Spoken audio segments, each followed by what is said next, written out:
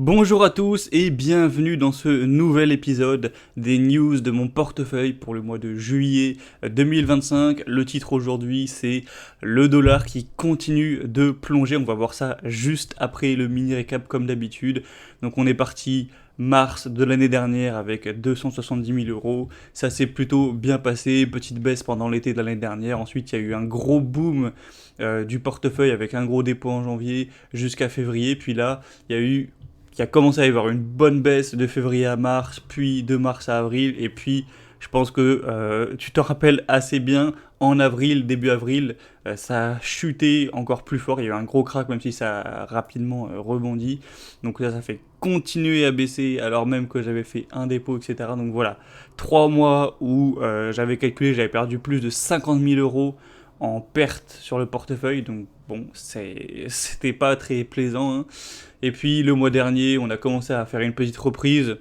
Le portefeuille a regagné environ 11 000 euros. Et maintenant, où en sommes-nous? Eh bien, je vais te le dévoiler tout de suite. Je vais t'afficher la mise à jour du portefeuille. Donc là, le 2 juillet 2025, on est donc le mois dernier à 333 000 euros de valeur du portefeuille. Sans plus te faire patienter, je t'affiche le portefeuille que je viens de mettre à jour. Et tu pourras remarquer directement qu'on est passé à 335 000 euros. Donc en fait, le portefeuille a simplement gagné 2 000 euros. Donc ça a été très peu volatile. En tout cas, il n'y a pas eu une grosse différence. Voilà, une hausse qui est de même pas 1% du coup. Donc très très légère hausse de valeur du portefeuille. Et je vais revenir sur le titre de cette présentation qui était le dollar continue de chuter. Comme tu peux le voir ici, on va mettre même depuis un an. On voit que le dollar il s'est effondré et c'est vraiment pas anodin. Par rapport au 10 janvier, on a eu une baisse de quasiment 13%. Donc 13% quand on est habitué à la bourse, aux actions, on se dit oh 13%, voilà, 13% c'est pas très grave. Là on parle d'une devise, on parle du rapport entre la valeur du dollar par rapport à l'euro.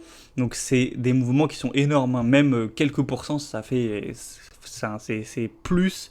Je veux dire, une action, parfois, elle va perdre du 40%, etc. Pour les deux principales monnaies limites de la planète, il n'y a pas des baisses de 40% comme ça, tranquillou. Donc là, ne serait-ce que 13%, c'est vraiment énorme. Et si on prend même depuis le plus haut, donc c'était en 2022 quand le dollar avait même coûté plus cher que l'euro, on a eu une baisse de 17,73%. Donc ça veut quand même dire que quelqu'un qui, imaginons, commençait à vouloir investir en 2022, en septembre, il met juste, allez, imaginons, il met 100 000 dollars, juste il les convertit en 100 000 euros qui convertit en 100 000 dollars juste pour se dire voilà avec je vais acheter des actions américaines, etc. Ben juste s'il avait laissé sur son compte Interactive Brokers 100 000 euros convertis en dollars, eh bien il aurait perdu déjà 17% juste sur ce dépôt en cash. Donc voilà, ça fait un effet drastique, surtout si en plus on a la bourse qui baisse à côté. Donc sur le mois, on a eu moins 3%, bon un peu moins, mais c'est une baisse qui continue depuis des mois et des mois. Et je sais pas si t'es forcément familier avec tout ça, mais en fait, t'es très probablement touché parce que il suffit que tu aies juste des investissements aux États-Unis pour être touché. Moi, je vais te mettre mon portefeuille, voilà, ETF. Donc c'est en dollars, on pourrait se dire oh bon bah c'est en dollars, voilà, donc ça va pas baisser la valeur du nombre de dollars que j'ai sur l'ETF, c'est vrai.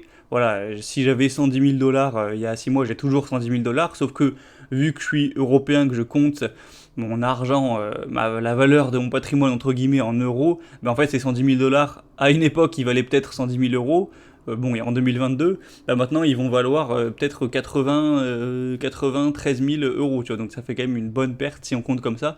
Donc je disais, toi t'es exposé soit si t'as simplement des actions américaines, si t'as des actions américaines, voilà, ton nombre de dollars d'actions va pas changer, mais vu que le dollar se casse la gueule, tu perds en euros en valeur, donc ça va te faire perdre de l'argent. Par exemple sur des Giro, tu verras que ta plus-value elle va diminuer dès que le dollar baisse, donc moins 17% c'est pas anodin. Et puis même si tu te sens protégé, que tu te dis non moi t'inquiète, je suis sur PEA, j'ai pas d'actions en dollars, j'ai pas d'ETF en dollars, je suis protégé du dollar. En fait si tu as un ETF en euros sur ton PEA, mais qui est sur des actions américaines, il va quand même perdre en valeur. Donc du coup, c'est pas que tu as le dollar qui indirectement perd en euros, c'est juste qu'en fait, vu que c'est des actions en dollars, ça va perdre en valeur et ton ETF va baisser. Donc imaginons tu as un ETF S&P 500 qui est en euros, si le dollar baisse 10% et que le marché baisse aussi de 10%, toi ton ETF il va pas baisser de 10% comme le marché, il va baisser aussi de la devise, donc il va baisser de genre 20%. Donc si tu vois que tu as des ETF World ou SP500 et que tu vois qu'ils font pas grand chose et tout depuis des mois et des mois, bah, c'est que le marché lui, bon il a déjà pas fait grand chose vu qu'il y a une baisse, mais surtout que le dollar lui s'est cassé la gueule, donc c'est normal que tes ETF ce soit pas terrible, et du coup ça peut aller vite, hein. Parce que voilà, on se dit, ouais, bon voilà, moins 3%, ça va, là, le dollar, on s'en fout.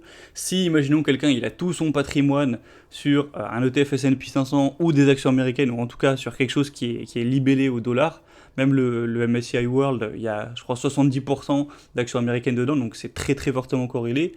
Ben, ça veut dire que vraiment, sur chaque euro d'investissement que tu possèdes qui est lié aux États-Unis, tu perds quand même, tu perds 3%, donc tu perds en gros 3 centimes pour chaque euro.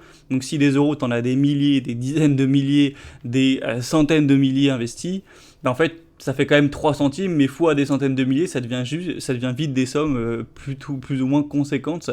Et du coup, au final, voilà, si tu perds 3% sur 100 000 euros, tu as perdu quand même 3 000 euros. Donc il faut que ton portefeuille il compense ça pour juste ne pas perdre d'argent. Enfin bref, donc c'est quand même très impactant. Donc moi, forcément, une des raisons principales qui est pourquoi le portefeuille c'est pas fou depuis 6 mois, c'est déjà que, voilà, si on prend on va prendre le TF World directement, il a baissé puis remonté, donc ça en soi ça va, c'est vrai qu'il y a eu la baisse drastique avec les tarifs, mais on voit que c'est très vite remonté, donc en soi c'est vrai que depuis 6 mois, au final ça a même monté, donc c'est ok. Mais si l'ETF, on va dire, se comporte assez bien, mais que derrière la monnaie elle se casse la gueule de 13%, je vais quand même perdre de l'argent. Donc bref, ça c'était un petit peu le point négatif, c'est pour ça que sur ce mois-ci, je vais détailler un petit peu juste après, j'ai gagné entre guillemets que 2000 euros, alors que j'ai des actions qui ont monté et tout, les ETF ont plutôt monté. Donc pour rappel, j'ai 2 ETF, pays émergents et MSCI World Quality. Donc c'est un MSCI World juste amélioré, hein, pour faire simple, je ne vais pas expliquer à chaque vidéo à chaque fois ce que c'est. Donc si je prends ces 2 ETF, donc sur un mois, lui il a pris 3,7%, donc ok, il a monté. Donc ça c'est bien, mais vu qu'il est en dollars, il faut prendre en compte aussi la baisse du dollar, donc en fait il a monté de quasiment rien, si on applique aussi le taux de change. Et pour le TF pays émergent, lui, effectivement, il a monté pour le coup plus 6,9%, donc là j'ai gagné de l'argent, et effectivement mon compte où j'ai mes 2 ETF sur Interactive Brokers, il a gagné environ 2000 euros de valeur, donc en fait c'est lui qui a fait l'augmentation de valeur du portefeuille. Sur mon portefeuille de Giro, où c'est du stock picking, sur principalement des sociétés small cap, mid cap, US, et bien là, c'est resté plat, voilà, je crois que ça n'a pas bougé, ça a dû baisser de quelques centaines d'euros, mais voilà, pas de grosse différence, alors que pourtant, j'ai eu des actions qui ont monté.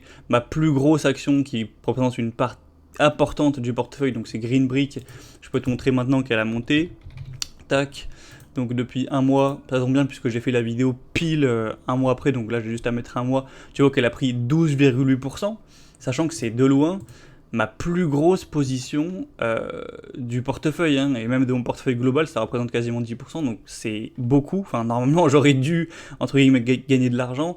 Après, c'est vrai que la deuxième position, qui est Technoglass, elle a baissé, il me semble, hein, tac. Donc depuis un mois, c'est vrai que elle a pris moins 10, donc on va dire, ok, peut-être ça compense. Après, 5 Below, donc qui est la troisième position, c'est toujours intéressant de voir les plus grosses positions, celles qui vont impacter ta vraie performance, hein. Elle a monté de 13%, d'ailleurs elle ne s'arrête pas. Pour info, elle s'était effondrée lors des tarifs. Voilà, j'avais fait dans le bilan du mois de mai, j'en avais parlé, j'avais dit oh, c'est la plus grosse baisse, c'était dans le top 10, je crois, des plus grosses baisses de toutes les sociétés américaines lors du crack le 2 avril ou le 3 avril, les tarifs, ça avait vraiment perdu 28% sur la séance, mais bon bref, et au final depuis ce plus bas, elle a pris 140% quasiment. Moi j'ai juste rien touché, j'ai même renforcé un petit peu durant la baisse, voilà, je crois 1000 ou 2000 euros, donc j'en ai un peu profité, donc voilà, ça a pris 140%, comme quoi parfois un couteau qui tombe, et il se retourne et il apporte quelques bénéfices. Donc bref, tout ça pour dire que ça a monté. Troll Browser, on va checker vite fait, mais je pense que ça a au moins pas baissé. Tac, depuis un mois, voilà, 14%, donc c'est aussi une forte hausse. Donc pour l'instant, il y a juste Technoglass qui a baissé un peu, mais tout le reste a monté. Bon, le Lemon, ça je sais qu'elle a baissé aussi. InMode, je pense qu'elle a pas fait grand chose. Et puis les autres, globalement, voilà, je les vois avec les plus-values, ça a fait plus ou moins rien, ou ça a monté légèrement. Les nouvelles positions que j'ai... Ah oui, je vais te parler juste après, je vais faire une deuxième section où je te parlerai des nouvelles positions, bien sûr. Si t'as pas trop suivi, je vais tout expliquer. Donc bref, en tout cas, le portefeuille, il a pas baissé, il y a même des belles actions qui ont bien monté, mais plus grosses en tout cas, et pourtant, j'ai pas gagné, puisque, en fait, c'est simple, c'est qu'en fait, mon portefeuille, il a dû monter d'environ 2-3%, sauf qu'en même temps, le dollar, lui, il a perdu 3%. Donc en fait, vu que mon portefeuille il est mesuré en euros, eh ben, j'ai pas gagné d'argent. Si je mesurais mon patrimoine en dollars, j'en aurais gagné, tu vois. Donc c'est pour te dire l'impact quand même monumental que peut avoir une baisse du dollar lorsqu'on a beaucoup d'investissements aux États-Unis. Donc je vais faire aussi la petite parenthèse sur le changement du portefeuille. C'est vrai que ça faisait quelques mois qu'il y avait zéro changement. Tous les mois je disais bon voilà, rien de nouveau, rien vendu, rien acheté, etc. Donc ça c'est le premier mois depuis un petit moment où il y a eu du changement. Alors pas pour les ETF, les ETF c'est toujours un DCA où je mets 1000 euros toutes les semaines par-ci par-là, donc ça j'ai rien de spécial à te raconter dessus. Juste remarquer que les pays émergents performent bien depuis quelques mois, donc je suis content d'avoir bien investi dessus en début d'année, ça rapporte, ça commence à apporter un peu des fruits.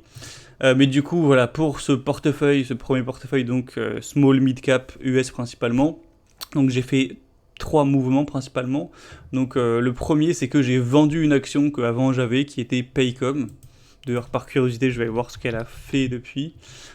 Tac, Paycom. Hop. Bah, depuis un mois, je suis plutôt content d'avoir vendu. Elle a perdu 10%, puisque c'est une action qui avait fortement monté. Ça, c'est pas nouveau. Enfin, ça avait. Moi, je l'avais acheté pendant l'été. Je pense que c'était en août. Donc voilà, elle avait bien monté. Puis après, elle était un peu baissée. Ça n'avait pas fait grand chose. Puis après, là, elle a vraiment fortement monté à partir d'avril. On a une hausse de quand même presque 40%. Alors que les résultats, ils étaient OK. Je veux dire, mais c'était pas fou. Et on voit qu'on a un court bénéfice, un PER de 33, alors que la croissance, elle n'est pas de 30% par an. La croissance, elle était vraiment légère, douce. Donc je me suis dit, bon, c'est pas hyper logique. Pour moi, c'est trop cher, c'est devenu trop cher. Je fais pas souvent ça, mais là, vraiment, je m'étais dit, non, c'est trop cher. Donc j'ai simplement vendu la position parce que ça m'allait plus. Et puis je suis plutôt content du coup que ça se soit cassé la gueule après. Alors j'ai pas vendu pile au plus haut. Je sais plus, j'ai dû vendre vers là. Faudra aller voir la vidéo, je l'avais fait une vidéo quand j'avais vendu en 2 fois, donc bon, voilà, je me suis sauvé à moins 7%, c'est déjà ça. Donc bref, je suis sorti de cette action qui pour moi était devenue trop chère, et encore trop chère, voilà, PER de 33, faut pas déconner. Potentiellement ça peut être acceptable, mais uniquement s'il y a vraiment une très grosse croissance qui peut le justifier. Et du coup, j'ai simplement remplacé le cash qui est arrivé de la vente de Paycom avec 2 nouvelles actions qui sont Yeti Holdings. Donc c'est des fabricants de gourdes isothermes pour simplifier, on va pas refaire l'analyse, il y a une vidéo dédiée dessus si tu veux voir sur la chaîne sortie il y a quelques semaines, ainsi que 4imprint qui est une société anglaise qui fait des services pour les entreprises de goodies. Donc voilà, vous êtes une entreprise, ils vont vous livrer plein de t-shirts, de casquettes, de mugs avec le nom de votre logo dessus, pour faire simple. Donc voilà, encore une fois, une vidéo dédiée dessus si ça t'intéresse. Donc j'ai investi sur les 2 au cours du mois de juin. Bon, pour l'instant, 1 ou 2% gagné. Voilà, c'est toujours bien. C'est toujours mieux que moins 7% de Paycom. Et puis il y a une petite partie aussi, il me semble, que j'ai utilisée pour renforcer Lululemon qui s'est bien cassé la figure. À mon goût, peut-être un petit peu trop. Voilà, je sais que les résultats, par rapport aux attentes, en tout cas, ils n'ont pas été forcément énormes. Moi, je l'ai trouvé quand même correct. Mais la société s'est quand même bien effondrée. Bon, ça remonte très légèrement. Mais voilà, du coup, j'en ai profité pour renforcer un petit peu vers le plus bas, pour le coup. Je sais pas, j'ai dû renforcer vers là. Donc voilà. Je me disais, là, c'était un peu trop abusé. Donc j'ai renforcé nettement. Et c'est un petit peu tout pour les mouvements. Donc voilà, 2 nouvelles actions. On verra comment ça se passe sur les prochains mois. Et on va terminer le bilan de portefeuille avec évidemment mon PEA. Bon, alors quand j'ai rentré toutes les données de mon portefeuille, je crois que le marché a monté un peu entre temps, mais bon, bref. Mais du coup, le PEA il a pas trop bougé. Je pense que le CAC Mid Small, j'étais allé voir, le CAC Mid Small il a monté, je crois, de 1%. Alors attends, je vais juste actualiser. Tac, CAC Mid Small depuis un mois. Bon voilà, après là avec l'essence d'aujourd'hui, on arrive presque à 2%, puisqu'il a l'air de monter pas mal, mais bon. En gros, il a pris entre 1 et 2%. Moi, je pense que mon portefeuille, il a dû monter d'un peu moins. Il a dû monter de moins d'1%. Donc voilà, petite décote. Enfin, j'avais monté un petit peu moins, simplement, je pense, parce que Katana, pour le coup, a pas trop monté sur le mois. Et sachant que c'est ma plus grosse position sur le PEA de loin, voilà, moins 3,50, ça représente, je crois, quasiment quasiment un tiers en fait du PEA. Donc s'il y a Katana qui juste prend un -3, un -4, déjà c'est difficile de battre l'indice. Ensuite le reste, bon, Fontaine Pajot, je crois que ça s'est plutôt pas mal comporté. Alten, ça a rien fait de spécial, c'était pas terrible. LVMH, c'est toujours un petit peu la crise, hein. Bon là ça a remonté un peu, mais c'était passé en dessous des 450. Manitou, voilà, ça a dû remonter un peu. Nexity, ça va. Pernod Ricard aussi, c'est toujours un peu compliqué. On attend les résultats de toutes ces sociétés, il y en a pas mal qui vont tomber en juillet d'ailleurs. Italian C Group, voilà, ça a rien fait clairement, donc voilà, pas terrible. Et puis sur un peu APME, j'ai toujours que Katana, donc voilà, je vais même pas le montrer. Enfin, je vais l'afficher peut-être rapidement, mais alors, attends, faut que je me reconnecte du coup. Mais bon, du coup, il n'y a jamais rien de spécial à montrer sur le PAPME. Attends, tac, ouais, je te l'affiche là, puisque j'ai juste du Katana, ça bouge pas, enfin, c'est le compte, il est vraiment, c'est un compte de mort, hein, je touche jamais, il n'y a que 12 000 euros au-dessus, donc bon, voilà. Et du coup, quel changement j'ai effectué, enfin, est-ce que j'ai effectué des changements sur le PEA? La réponse est oui. J'ai simplement trouvé une action. Voilà, j'avais fait aussi une vidéo dédiée, donc tu peux tout aller voir si tu es intéressé, dont on m'avait parlé, qui me paraissait intéressante, qui est Stiff. Voilà, c'est la nouvelle action que j'avais pas le mois dernier. C'est une small cap française. Alors, pour te décrire en quelques mots ce qu'elle fait, ça va peut-être être compliqué, mais pour simplifier au maximum, elle installe des systèmes de sécurité sur les centrales de batterie qui sont là pour relayer l'énergie dégagée par les éoliennes, les énergies renouvelables. Donc ça sert à sécuriser, à qu'il n'y ait pas d'explosion par rapport à ces gros stocks de batteries. Voilà, pour faire simple, c'est un peu complexe. Donc voilà, je ne vais pas me détailler plus, il y a une vidéo où j'ai bien expliqué dedans si tu veux voir. Donc c'est une small cap française qui pour le coup sortait un petit peu de mes critères d'investissement parce que tout simplement, il y avait un PER de 26-27 quand j'ai acheté. Là, te fie pas à ce PER, il est faux, je sais pas pourquoi il y a un bug, mais en tout cas, il doit être peut-être à 30 max actuellement. Donc j'ai acheté une société qui avait un PER de 26-27 parce qu'en fait, il y a des prévisions de croissance très importantes, puisque en fait, son marché, qui est la création de centrales de batterie, ça se développe beaucoup.